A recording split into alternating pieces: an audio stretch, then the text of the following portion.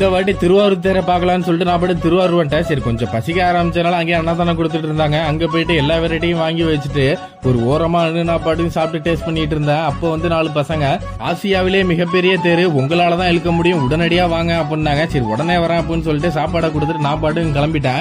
அங்க பாத்தீங்கன்னா எக்கச்சக்கமான கூட்டம். அவங்களை இடிச்சு தள்ளிட்டு உள்ள போய் பார்த்தா மக்கள் எல்லாருமே வந்து ஆட்டம் பாட்டம்னு சொல்லிட்டு ரொம்பவே என்ஜாய் பண்ணிட்டு ஜாலியா இருந்தாங்க. சரி நம்ம வந்த வேலையை பார்ப்போம்னு சொல்லிட்டு கயத்தை பிடிச்சி இழுக்க ஆரம்பிச்சேன்.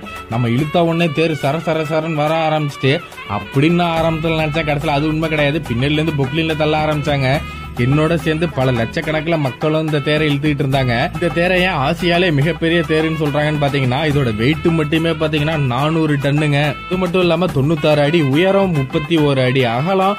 இதோட பாத்தீங்கன்னா 300 அடிக்கு கயிறு இழுக்கிறதுக்கு மட்டும் ரெடி பண்ணி வச்சிருக்காங்க. தேரை இழுத்து நான் ரொம்பவே டயர்ட் ஆயிட்டேன். அதனால ஒரு இடத்துல ஃப்ரீயா மோர் கொடுத்தாங்க, அதையும் நான் குடிச்சிட்டேன். இந்த தேரை நீங்க இழுத்துட்டீங்கன்னா கீழே கண்டிப்பா கமெண்ட் பண்ணுங்க.